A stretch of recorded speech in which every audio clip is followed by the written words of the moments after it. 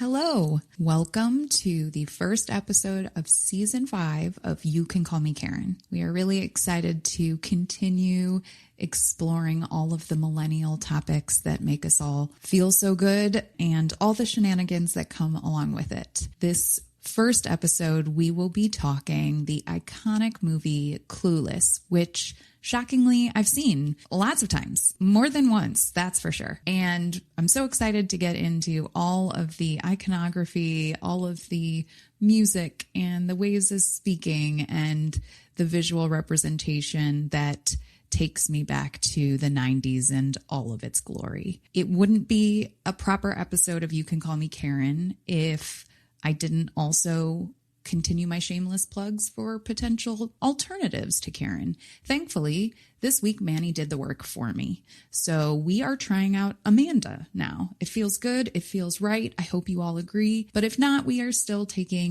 still taking suggestions. So thank you for joining us and let's get straight to it.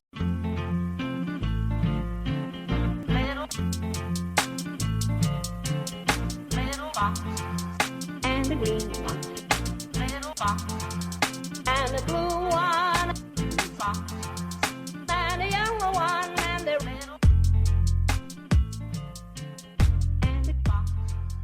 Hi, ladies. Welcome to season 5. Woo woo. Exciting.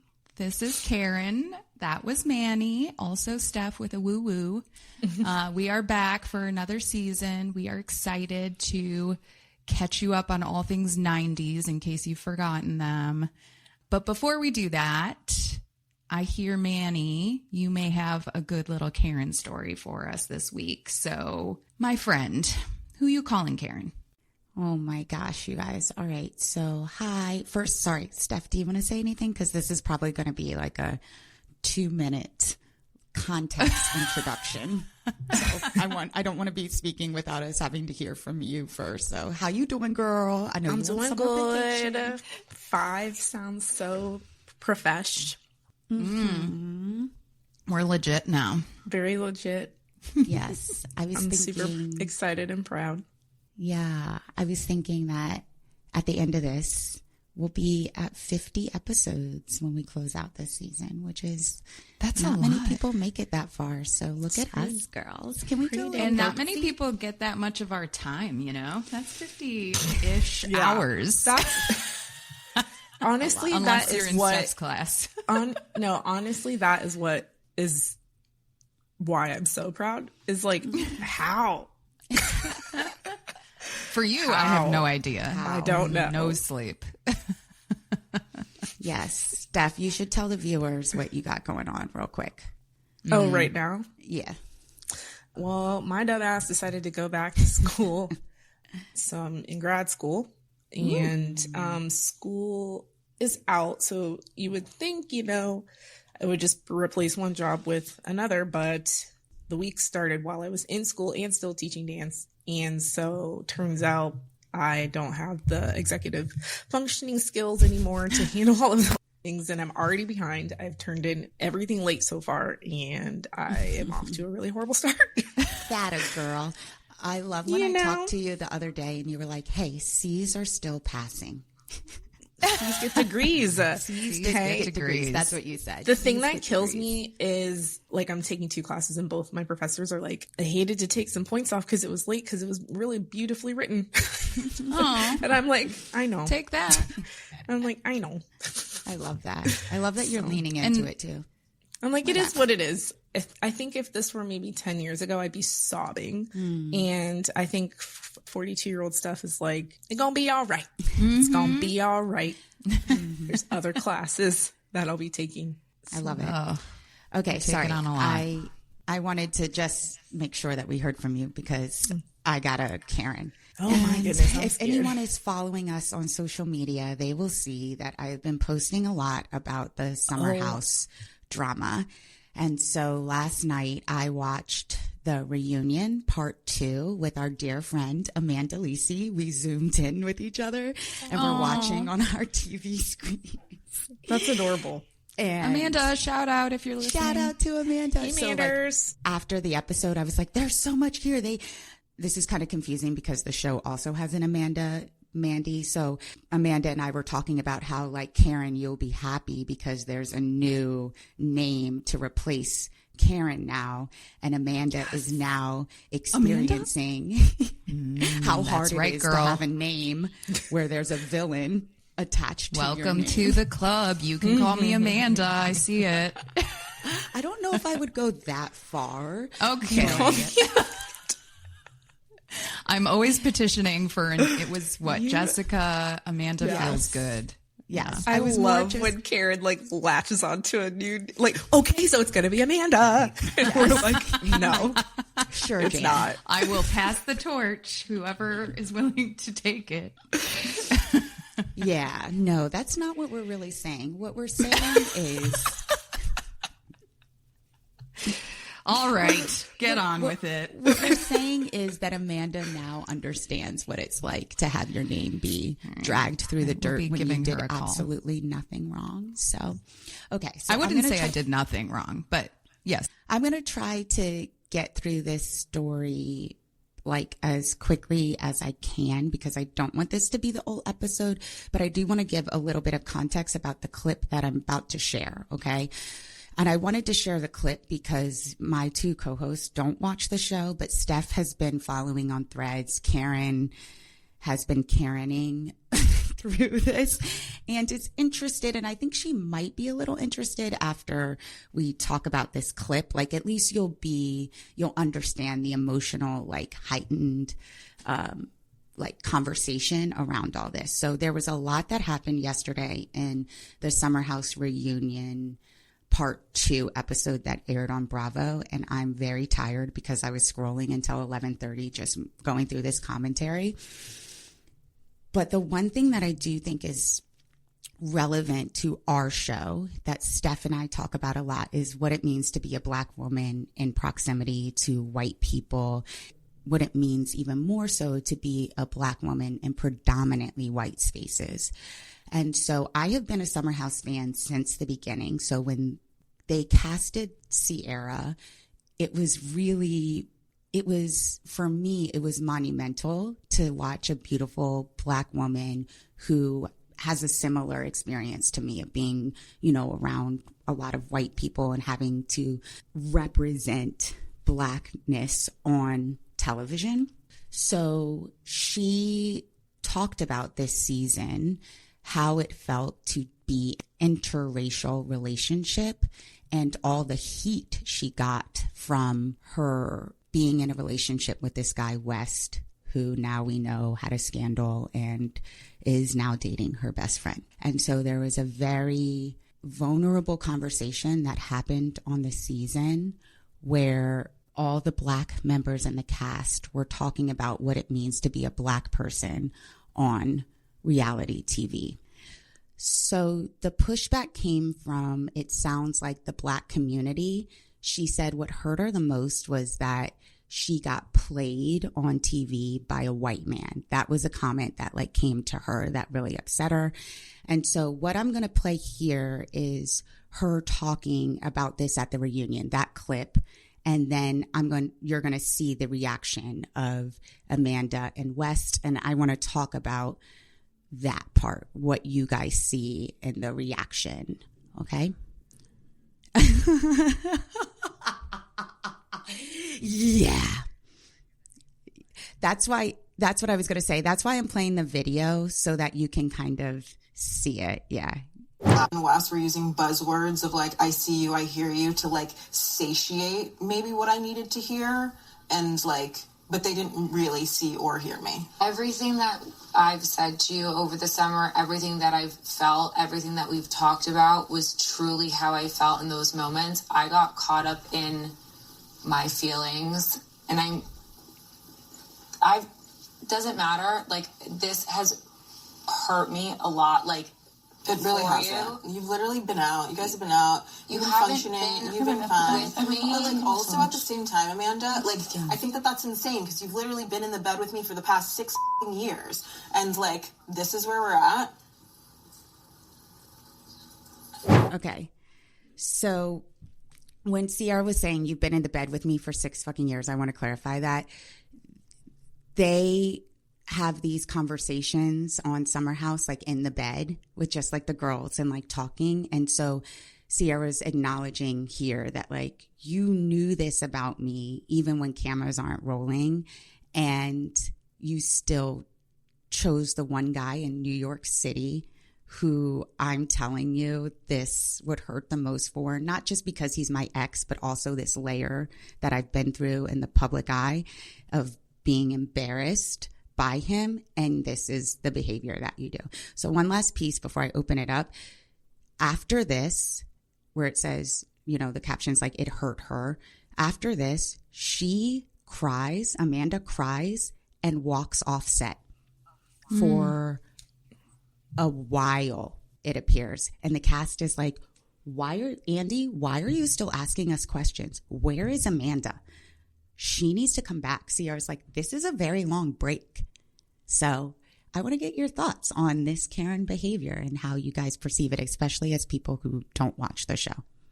Well, first of all, when she said this just really hurt me, and I was like, hurt you? Like, you're the hurter. How did he somehow flip the script? It doesn't make any sense. And I do have a question because, again, like obviously I don't watch the show, but I have been following on Threads because if Brittany Packnett Cunningham is into it, then I'm into it. I'm obsessed with her.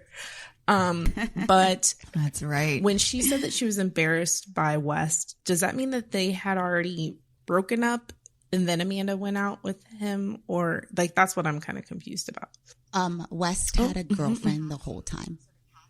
So the cast was saying, how can you date this man? How can you divorce your husband for his cheating behavior and then go to this guy who is lying to all of us and had a girlfriend the entire time and was trying to get with you and Sierra? Wait. Embarrassed about that. Wait, did Sierra West know had about that? Sorry, girlfriend. The boyfriend. Sierra is divorced? Mm-hmm. Amanda's divorced. Amanda's the one who's like, I was hurt. But I'm saying when Sierra said that she was getting negative pushback and she was embarrassed that she even ever dated him, had they broken up and then it came out that he started dating? So she was like already getting, okay, yeah. So so I'll clarify that. So if they started dating about 2 years ago, and Sierra is a woman who is reserved and saving herself to have sex with people and wants to have an emotional connection. So he took her home after filming Wrapped, introduced her to his parents, and then a few months or weeks later broke up with her. And instead of having a conversation about what happened, he went to the New York Times and had an op-ed in the New York Times. And that's when Sierra's visceral for him was like, you motherfucker. I just got goosebumps. Yeah. So and then where was Amanda in that timeline? I'm sorry? Where was Amanda in that timeline? Like when he wrote that Sierra's piece, best friend. Was Amanda dating him already? Amanda's been married up until January of this year. She trash. Oh my gosh. Mm-hmm. Oh. Man, what a shitty friend. Mm-hmm. Yeah.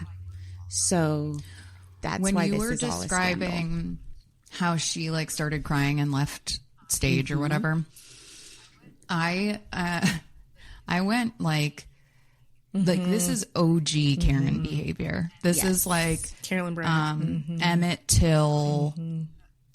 Yeah, like period. Yeah, that's where my brain immediately went. Just just all out, like flip the script. I know I did something wrong, so I'm gonna cry and make you feel bad for me so that you don't actually see the monster I really am.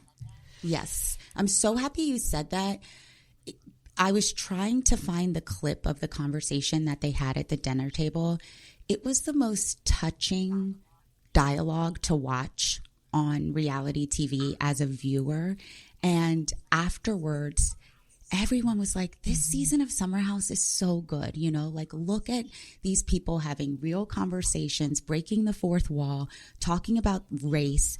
And I wanted to be able to show you guys that full picture so you could really see the depth of what it was that Sierra was sharing. And before this clip, Sierra said, I am having political conversations with my friends. If I'm not having political conversations with my friends, there's a problem in this climate, right? And so when she's saying you guys used buzzwords like you saw me, you understood me, you did not. Because how could you, after everything I just shared with you, understand that and then do this? This is why the Black girlies are livid on Threads, and why this discourse has become so I don't want to say popularized, but like why it's taking over charged, because Sierra has been very explicit about it, and they still snuck around and did this. So anyway, she's the Karen of the century. Oh my gosh, I totally get it now. I think she's the Amanda of the century. All right, we'll let you have that. All right, and those are your Amandas for the week. I'm playing them music. I love it. You just heard our Karen stories, but we can't be the only ones. If you've had a Karen or Chad encounter or confessional, you've been a Karen yourself, we'd love to hear from you. Wherever you listen, click on the link in our show notes and text us your Karen stories. Okay. Remember how last season we hypothesized that the 90s set the culture of today and all good things came from the 90s? Did we hypothesize that? I feel like we did. It feels that way for me. Last July marked 30 years since the release of Clueless. This movie is part of the visual and audio soundtrack of the 90s. The fashion, the music, the way of speech, the imagery. I suppose, rarely think about the title and its meaning, Clueless, and realize that the whole point is some stereotypical airhead teenagers that are absolutely clueless about the world around them. They live a privileged life of high class and wealth, but know very little about how to actually survive in the world. That aside, this movie is known for being everything 90s. From the clothes to the cars to the music to the cringy makeover story and even cringier love story between, let's be honest, what feels like a brother and a sister. So today we'll talk about all of that. I know we could probably do a 3-part series on this one, including a Where Are We Now? But we won't. We won't do that. We will focus on Clueless's place in 90s history. So what I want to do is start with hearing from you two about your memories of this movie. What do you recall about the first time you saw it? Who did you see it with? Anything specific jump out to you about that? I just remember all the quotes that people said all the time, my favorite being rolling with the homies. Yes. And oh my gosh, the closet and the clothes, the computer and stuff. I was like, that's going to be my house one day. I'm going to have my clothes come around on a whatever that was, conveyor belt Or whatever. Funny? I always felt a little uncomfortable with the fact that Cher ended up with Paul Rudd's character, because I always was like, but isn't he your brother? I just never understood why we were just supposed to be cheering that on. Or I did cheer it on and felt very uncomfortable. I just was felt really weird. But is it he your brother? I didn't even notice. I didn't notice because I think always that's loved it. Paul He's Rudd, and so I'm like, I know. He's so you. lovable. good for you. You deserve this, even if it is a little incesty. It is kind of your type, Manny. The Paul Rudd What's type. I that, feel Karen? like. Kind of like approachable, slightly nerdy, handsome white guy. Oh, Luke, did you hear that? Yeah. Don't let it go to your head, buddy. Slightly nerdy. That's my type too. Yeah. I had to so be the careful question there. was- You're like, what is my type? I'm like, uh-oh. I know. I'm like, what do you mean by that? I don't know. What's the question? Do you recall first seeing this, and what were your feelings about the movie when you first saw it? Yeah, I don't remember when I don't either. first, like my first watch of it. I can't remember if I saw it in the theater. I don't think I did. It was just there. Yeah. Like, it was just part of the world around us. Yeah. I feel like I watched it in middle school. And Came out in 95, so yeah, so in middle that would have been school, right. And with friends at maybe a sleepover, but it's not like And I don't know that I saw it like theater. continuously. Like And it's I think- it's like one of those movies I saw like in pieces. I don't know if that was the case for you guys. Yeah. Interesting. Yeah. So that's like kind of bothering me that I don't, this like iconic movie that I love so much, I can't even place myself in the setting of where I first saw it because I do love it so much. And I think what might have happened is I revisited it. Like this is something that we don't do anymore is like revisit movies. I think I revisited it more during high school and When you felt- could like better identify with it. And, yeah, and fell deeper in love with the characters and just like the lines and those moments that we all remember. But first time watching, I couldn't tell you. I couldn't. It's so interesting because as I was thinking back about this movie, it was like a fixture in the 90s and like early 2000s for me. I too don't recall when I first saw it, but I feel like I've seen it a lot over the years, both like in my teenage years and like it's on TV and I'll watch a little bit of it here or there. For someone who's missed a hell of a lot of movies, I have seen more than my fair share of this one. And I just need to share, I loved that I shared the same last name with the main character, Cher Horowitz. I think she had an extra O, but you know, who's keeping count?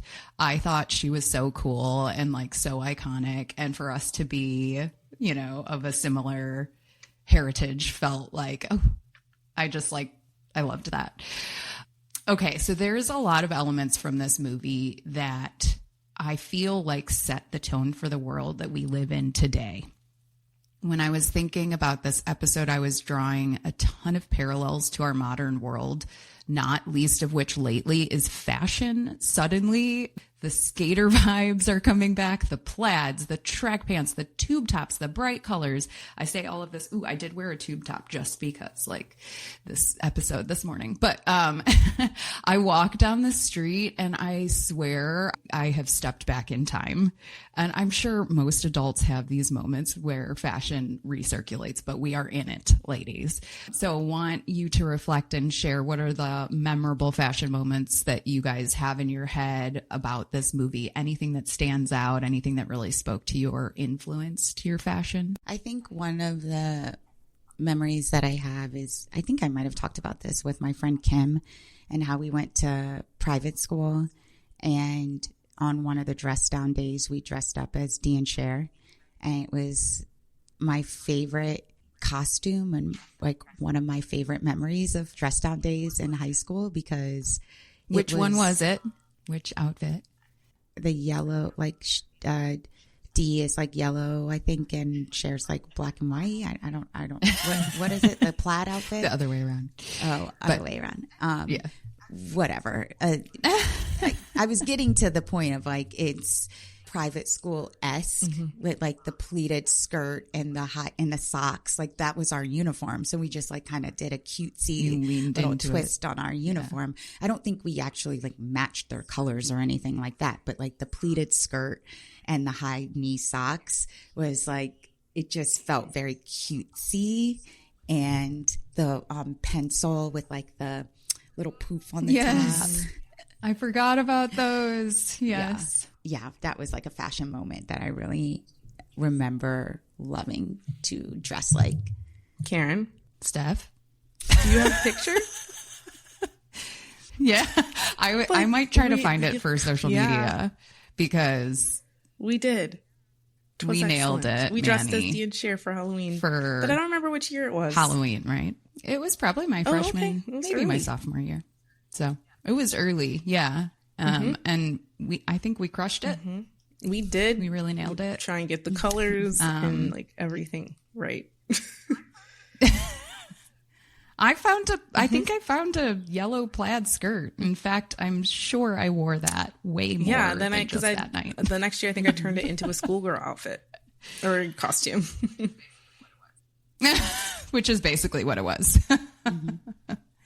Yeah, anything like else fashion-wise that stands out? I know, Steph, you mentioned the imagery at the beginning of her closet that she was like putting in outfits in a computer and then it spat out the outfit. I was never really like, and still am not fashionable in like, and so I like seeing cute outfits put together, but I'm never like motivated to find a way to dress. Does that make sense? Yeah, I would agree with that. Yeah. I was like, for me, not for you. I'm not saying like I see that in you. I would agree with that for me as well. Like, yeah, I mean, you're right. Your fashion sense sucks. I feel like I just like, yeah, I never really got it, like, or I got into it, and I like when people put stuff together, and I always compliment you, like, oh, I love what you're wearing. Like, I like to see fashion, but I don't like do it for myself.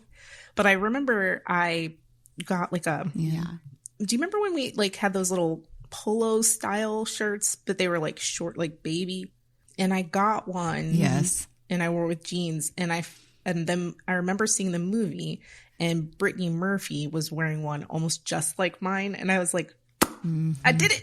Like, I'm wearing something that's in a movie, it's on Target, like it's on trend, like, because I just don't.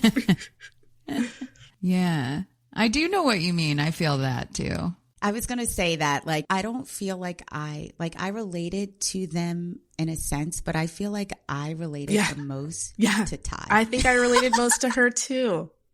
Yeah. So I'm really glad you raised Ty, which is Brittany Murphy's character for our listeners that aren't up to speed. Nobody. But Everybody's I was thinking, I know. Come on, maybe my sister, Linda. Come on.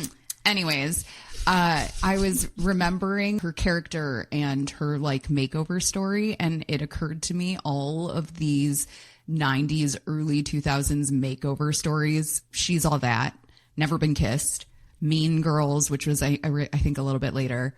And I'm like, what is this idea that was planted in my brain at a very impressionable moment in time that all I needed was just one good makeover to be the coolest girl in school? And it's a little bit of, the pretty, wealthy girl takes the ugly, poor girl, makes her pretty, and suddenly she's cool. And I don't know, reflecting on that makes me feel sad that was the subliminal messaging I was receiving at such a, again, impressionable time in my life. But yeah, I hadn't really noticed that theme before when. Yeah, I hadn't noticed that either. And I love like all the movies that you brought up when the makeover happens, like what happens with the character, where do they head? Yeah. Because I think of, what do I think? Never Been Kissed. She makes a mistake, but at the core, ultimately chooses to do the right thing by her original, like, nerdy friend. But otherwise, Mean Girls, they go on to do mean things with the makeover. I don't know. Do you understand what I'm saying? they become shitty versions of themselves. Yeah, they become shitty with the versions of makeover themselves before. even if it's for a hot second. And that's so funny. Yeah. Like, that also is the message then, that when, you know, you kind of prioritize superficial things, you maybe aren't coming from like a genuine place. Not to say that you can't be a good person and dress cute, but even just the idea of, we need to fix you. Like, that is so funny. Mm-hmm.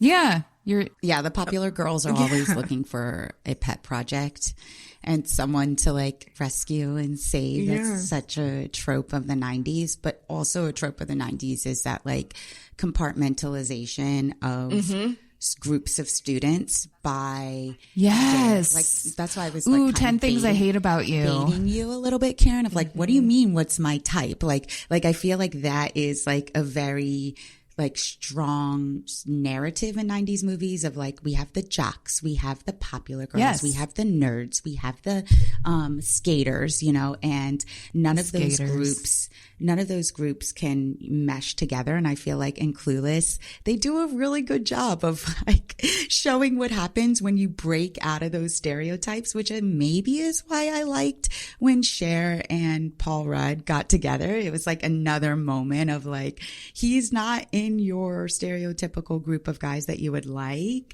And either was Christian. Yeah. Well, that's another. And like, this is how you're happy though, right? When you like break out of being like popular and pretty and wealthy, you could find love in some other person who doesn't meet that criteria. Yeah. It takes me to one of the opening scenes of 10 Things I Hate About You, where there's like a new kid at school and the one guy is walking him around, getting him acclimated to the school. And he's like, those are the jocks. Those are the this. Those are the that. It's like they literally just did what you said. Just walk down like who's who and don't they do that in who Clueless? you want like, to be friends with. The skaters prefer that grassy knoll over there. Or yeah. What's the line? Yeah.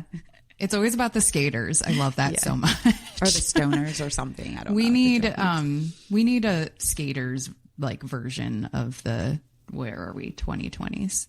So Manny, when you talk about these cliques, you have now teenager, I think. Yeah.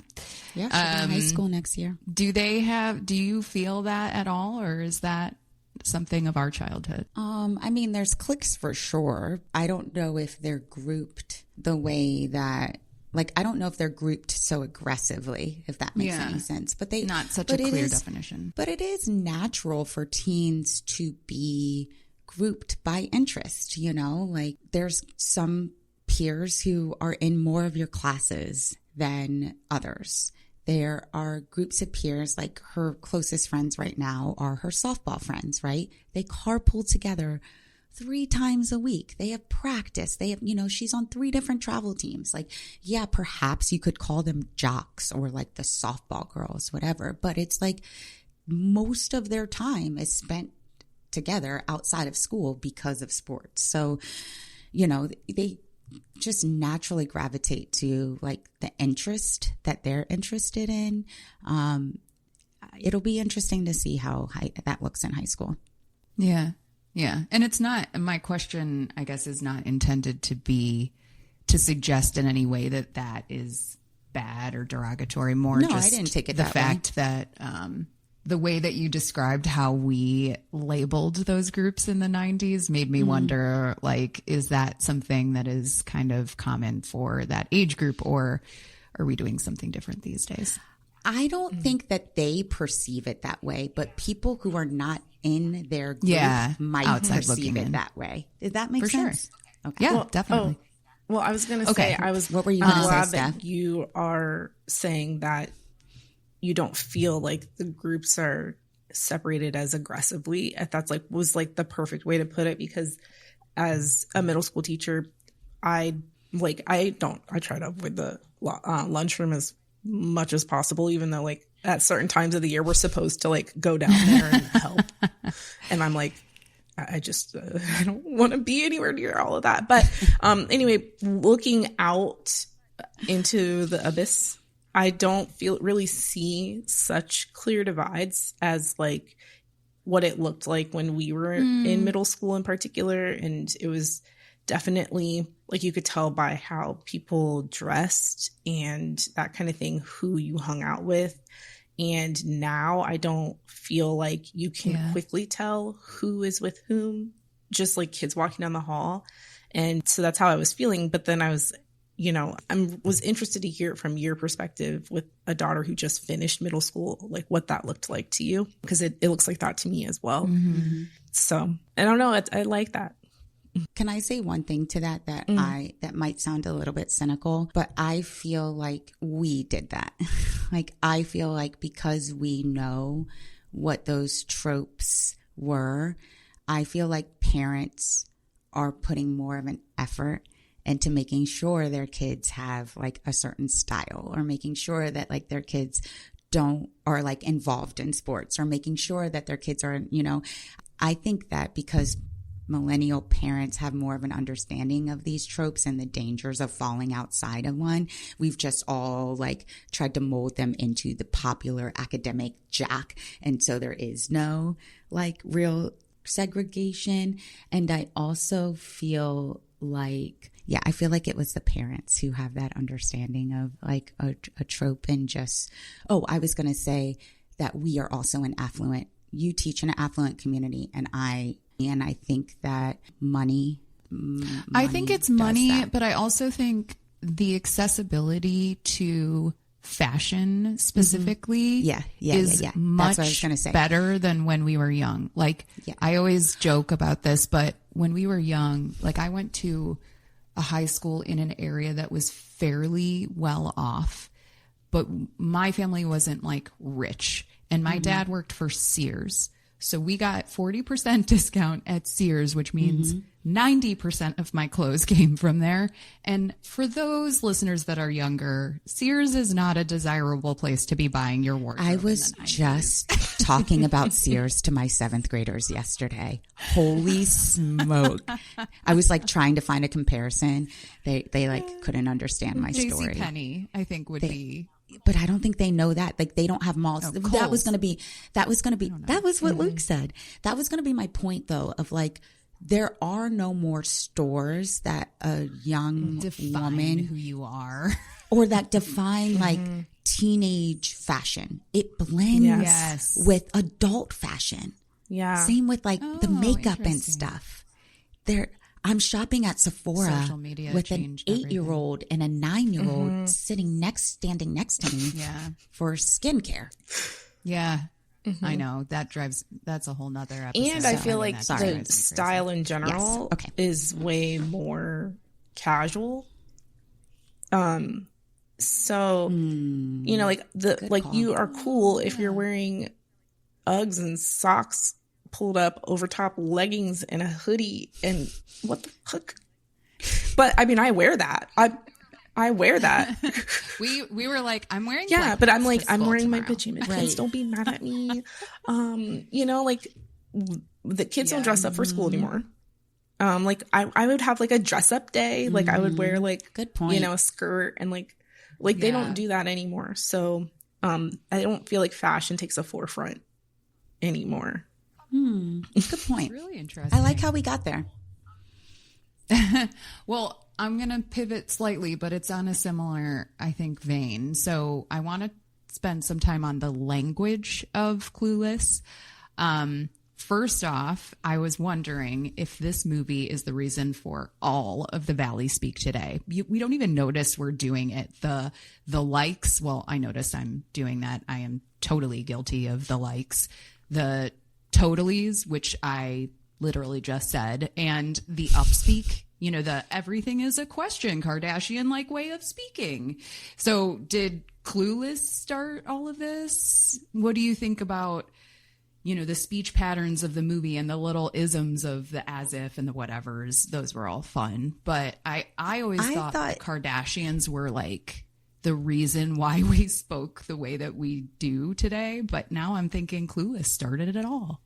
I do not speak like the Kardashians, so I will reject that statement. Though I did watch the Kardashians a lot. I thought the movie. Oh, I used to did be. not. Oh, really? Yeah. You'll have to walk us through that.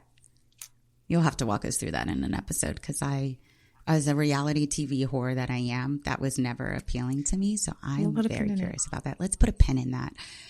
I was going to say, I always felt from a young age that they were making fun of Valley Girls. Like, I feel like I knew about Valley Girls before this movie. And I thought it was a intended effort to make talk like overemphasized. And like, this is what California girls like talk like and think about. It's almost like a Legally Blonde thing. Like, they intentionally did that, sure. But then Cher had this moment of like, and just so you know, it does not say RSVP on the Statue of Liberty. I feel like I watched an interview of one of the writers for the movie. Iconic. And she was talking about like just coming up with like the Monets and the like the what's the it's a Monet. There was another one. With the Christian when does he it was start with like a B? I know what you're talking. Monet. And then there's like a... Wait. Well, anyway... Maybe I don't know. Okay. I have a whole dictionary. Well, anyway, she was talking about... Baldwin. I knew it started with a B. Sorry. Baldwin. I can't remember what what her process was or like what she was saying, but like I was just in awe that like someone sat and like thought of these crazy little phrases and... You know, I do feel like she was poking fun at that Valley Girl teenage like thing. It was kind of intentional. So I was like intrigued. I do feel like the entire movie was pretty satirical about that life. You know, the Beverly Hills-ish Valley Girl. But I think it's really interesting because so much we said as if, we said whatever. And totally bugging. That one was funny to me. But like we used those ironically at first, I think. And then they just became like a way of speech at that time in our lives. And so much of that has lasted, it feels like. So it's funny how these things are put together in such a comical, satirical way. And then we adopt it. But the thing that kills me today is the upspeak. And I don't know if that's Clueless. I don't know the source of that. But the way that everything is stated as a question, and it's definitely in that movie for sure. I don't know if that's necessarily the origin. But the upspeak just drives me crazy. And I find myself doing it because everybody around me does it. And it just makes me mad. Anyways, let us... wrap with the topic that we've been touching on the whole time. So I said at the start when you were commenting stuff about the Cher Josh relationship that I didn't realize at that moment in time how really kind of odd and gross that was that Cher and Josh got together at the end of the movie. But it was sometime in the last decade that someone commented on that. And it's like, I feel like it's kind of ruined it for me in a way. Josh is college age. I don't know if he's out of college yet or I think he came back for like age. Yeah. So 20-ish. He's Cher's ex stepbrother. And I think that's how they think that they're making the situation okay. But that means they have undoubtedly lived together as a family unit at one point in time, right? Like they have physically occupied the same space as kind of brother and sister. And then he becomes the love interest. She's what, 16-ish? Yeah, she just got her driver's license. 20-something-ish. Like, so many problems with that. It doesn't bother you, Manny. So I'm curious, like... the reactions. Do we think this is okay? Why do we think they got away with that storyline in the 90s? I feel like the age difference is so startling now, but I don't remember like when we started to really be like, wait a second, 2016 or like that's statutory rape. You know, like when did we cross over because it certainly wasn't then. My issue was not his age. My issue was they were siblings. Yeah. I think, though, is that partially where we are in life? Because when I was young, like the older boys were interesting to me and didn't feel that different in terms of, you know, where you are in life or your maturity or anything like that. But now as an adult, I'm like, that's far. That's a big gap. How many years is that? It's probably like 4 or 5. I mean, I didn't deep dive research that, so I don't know the exact ages of the characters. Luke and I are 7 years apart. Yeah, it's not weird at this stage of life. I know. So that's why I'm like, I don't know. I also feel like, no, it is Sagittarius. Wait, let me put that on record. Yeah, like if Luke was 23 and you were 16. Yeah, that's weird. Weird. I feel like this is one of those moments where it's like you go back and you listen to a Biggie Smalls song and you're like, oh, probably shouldn't have been saying that. You know, like there's some things in there. Gosh. Can't say anymore, you know, but like when I was like a teenager, I'm like, yes, like, dancing, I love all that stuff. You know, it's just like, but like that's different. There's some like derogatory terms that like in gangster rap they use, and the way that they like talk about gay people and the homophobia of it, you know, and the misogyny, you know. And so it's just one of those things where it's like, I know we have to have this conversation about this topic and the way that it was presented to us. But in full transparency, it really is hard for me because of the joy that I had and the memories that are attached to it. But there are parts of the plot that are definitely inappropriate and that we shouldn't be celebrating. And it's just, I'm just being transparent that I think that's true of difficult. All art. Like that is what I'm learning through our conversations is, Steph, you know this, like I am very opinionated about like who I like, which artists I like or which movies I like based on the message or the person behind them. And I have to check myself sometimes, because if you do that for everything, you can't enjoy anything. So like, I still love Clueless. I don't care. I don't care that she gets with her ex step brother who's far too old for her at the end of the movie. It's cute. And I'm going to choose to enjoy it at the surface level that they want me to enjoy it at. But I do find through these conversations, I realize so many little things about the imagery that was fed to me, or, you know, the subliminal messages of like what's good and what's bad, like being pretty is good, you know, like just all those things of growing up in the 90s that were so obvious to us now and were commonplace then. I don't know. It's a different world we live in for sure.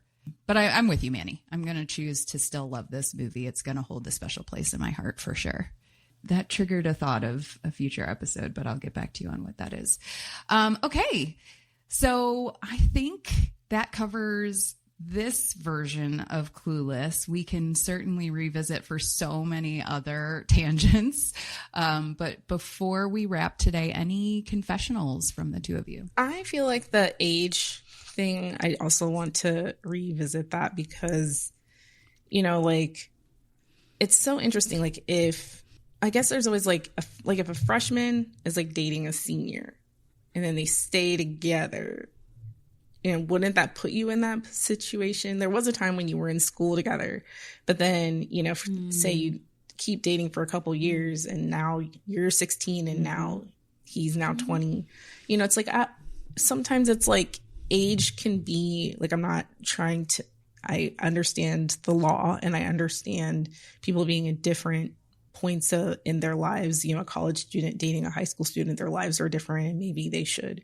But on the flip side, if there was a time you shared space, you know, and you just grow together, and then of course, you know, you meeting as adults and being, you know, 4 or 5 or 7 or 9 years apart, is completely fine. I hear exactly what you're saying, and it was going to be my confessional. I'm going to try to make this a full circle moment for us within the last 5 minutes that we have. So there was a part on Summer House where Amanda is defending her new relationship with West, and she said, "You can't help who you love." And Sierra's like, "You actually can." And Amanda's like, "You even said so yourself." And you even said so yourself that you can't help who you love. Amanda defends her actions by using Sierra's words against her. But the context to that is Sierra was saying that based off of race. I can't help that I'm attracted to white men, not I can't help that I'm attracted to my friend's ex, right? And so very specific individual. Yeah. And so I feel like there's this, when we're talking about the signaling and the messaging about love, I feel like there's this romanticizing that happens in movies where girls with unevolved personalities are you just can't help who you love. Look at Cher. She can't help that she fell in love with her brother. Her brother who's 10 years older than her. And it's you actually can though, you can make a repress. Decision. Yeah, you can repress those things and know that that was a weird feeling, I'm not going to act on that though. Right. And so I think that there's something there with what messages young women receive about romance and how we break all these and men too we break all these moral codes for love. It's so true. Honestly, as you're saying this, I'm holy shit, why have we never said that out loud? why have I never been told that you can help who you love, you can control your feelings to a degree. Yeah, shit. Thank you for that. Yay. I was worried. I was getting a little am I going to be able to land this plane the way that I want to? Yes, it's good. You'll have to keep us posted on the drama of Amanda and Sierra and West, because Lord knows I won't be keeping myself up to speed on that.